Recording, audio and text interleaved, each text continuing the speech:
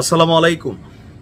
গতকালকে থেকে সারা বাংলাদেশে প্রধান আলোচিত যে বিষয়টা সেটা হচ্ছে ডক্টর মোহাম্মদ ইউনূসের নোবেল প্রাপ্তিতে বিএনপির যিনি সভানেত্রী আছেন বেগম খালেদা জিয়া, উনি কতটা ভূমিকা রেখেছিলেন এই বিষয়টা এত বছর পর হঠাৎ করে আলোচনায় উঠে এসেছে যে ডক্টর মোহাম্মদ ইউনূস তিনি যে নোবেল প্রাপ্তিটা পেয়েছেন বা পুরস্কারটা পেয়েছেন এটার ক্ষেত্রে তৎকালীন ক্ষমতাসীন বিএনপির যিনি সভানেত্রী অথবা প্রধানমন্ত্রী ছিলেন বেগম খালেদা জিয়া, তিনি এবং আজকের এই যে রাজা চার্লস তৃতীয়, তারা দুইজন বড় ধরনের ভূমিকা রেখেছিলেন। এখন বেগম খালেদা জিয়া ডক্টর ইউনূসের এই নোবেল প্রাপ্তিতে কি ভূমিকা রেখেছিলেন আসুন দেখি। লন্ডনে বাংলাদেশ হাইকমিশনের সাবেক দ্বিতীয় সচিব এবং বাংলাদেশ সুপ্রিম কোর্ট আইনজীবী সমিতির নির্বাচিত সদস্য অ্যাডভোকেট মোহাম্মদ রুহুল কুদ্দুস কাজল গতকালকে তিনি একটা স্টেটাস দিয়েছেন, যেখানে তিনি লিখেছেন যে ডক্টর মোহাম্মদ ইউনূসের নোবেল প্রাপ্তিতে বেগম খালেদা জিয়া এবং প্রিন্স চার্লসের ভূমিকা একজন প্রত্যক্ষদর্শী হিসাবে তিনি বর্ণনা দিয়েছেন। তার যে বক্তব্যের মূল অংশগুলো আমরা যদি এখানে সামনে নিয়ে আসি, তিনি বলছেন যে সাবেক প্রধানমন্ত্রী বেগম খালেদা জিয়ার বদৌলতে বাংলাদেশ সরকারের একজন কূটনীতিক হিসাবে লন্ডনে বাংলাদেশ হাইকমিশনে কাজ করার সুযোগ হয়েছিল তো আপনার এই কাজল সাহেবের 2003 সালের সেপ্টেম্বর থেকে 2006 সালের অক্টোবর পর্যন্ত, মানে 3 বছর। তো তিনি বলছেন যে আমি ছিলাম হাইকমিশনের দ্বিতীয় সচিব।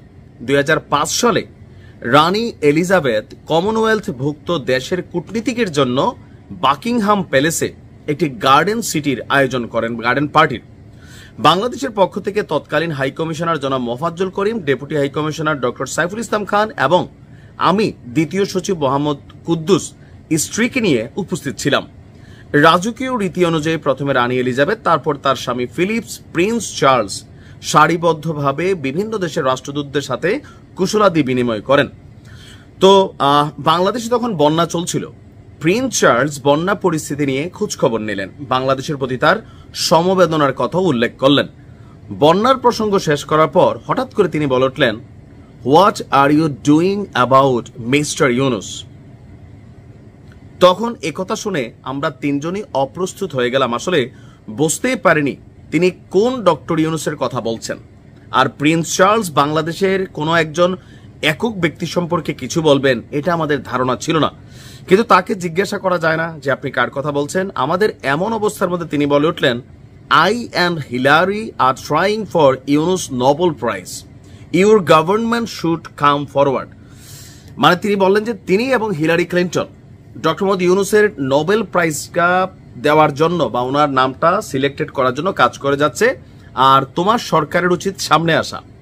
হিলারি ক্লিন্টনের নাম বলাতে আমরা বুঝতে পারলাম যে তিনি আমাদের এই ডক্টর ইউনূসকে নিয়ে কথা বলেছেন, কারণ ওই সময় ডক্টর ইউনূস হিলারি ক্লিন্টনকে নিয়ে বাংলাদেশে বেশ হইচই ফেলে দিয়েছেন। তো রাজা চলে যাওয়ার পর, মানে তৎকালীন রাজা না, প্রিন্স চার্লস চলে যাবার পর হাই কমিশনার আমাদের দুজনের সঙ্গে আলাপ করে প্রিন্স চার্লসের এই কথার গুরুত্ব মানে সরকারকে জানানোর কথা বলেন। তো তিনি বললেন যে বিষয়টি নিয়ে সরাসরি মাননীয় প্রধানমন্ত্রী বেগম খালেদা জিয়াকে জানানোর কথা আমি প্রস্তাব করি।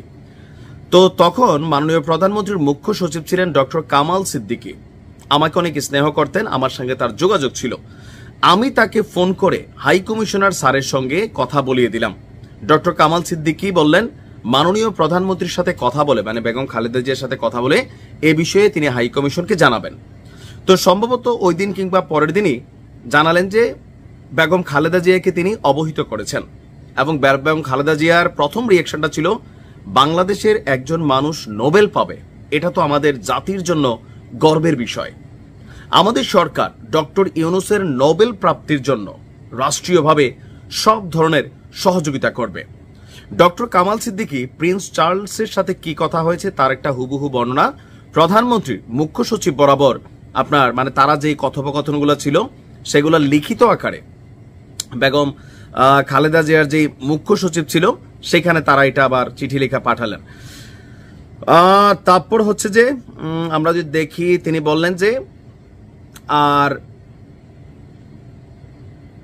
আচ্ছা, এই বিষয়টা নিয়ে তিনি বলছেন যে বেগম খালেদা জিয়ার দপ্তরের এবং স্বয়ং প্রধানমন্ত্রী বেগম খালেদা জিয়ার তিনি এটাতে যথেষ্ট গুরুত্ব দিয়েছেন। আর এরপরে আর আমি এই বিষয়ে খবর রাখিনি। এরপরে আমরা পরবর্তীতে শুনতে পাই 2006 সালে ডক্টর মোহাম্মদ ইউনূস তিনি নোবেল পেলেন।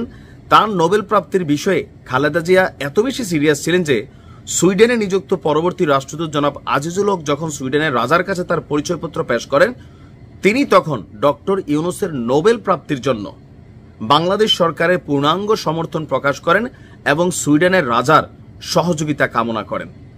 নিশ্চিতভাবে বেগম খালেদা জিয়া দেশের টানে এই কাজটা করছেন, প্রিন্স চার্লস হয়তো বন্ধুত্বের টানে এই একটা লম্বা চূড়ে স্ট্যাটাস দিয়েছেন। মানে ডক্টর মোহাম্মদ ইউনূস তিনি বিএনপিকে নিয়ে যতটা একটু নেগেটিভ ভূমিকা আছেন, কেউ কেউ বলছেন সেই জায়গাতে হয়তো ওনাকে খেয়াল করিয়ে দেওয়া হলো যে আজকের এই নোবেল প্রাপ্তির পিছনে বিএনপিরও বা তৎকালীন সরকারেরও অবদান ছিল। তিনি সেটা মাথায় রাখছেন কিনা হয়তো এটা স্মরণ করিয়ে দেওয়ার ইস্যু ছিল। যাই হোক, ভালো থাকুন। আসসালামু আলাইকুম।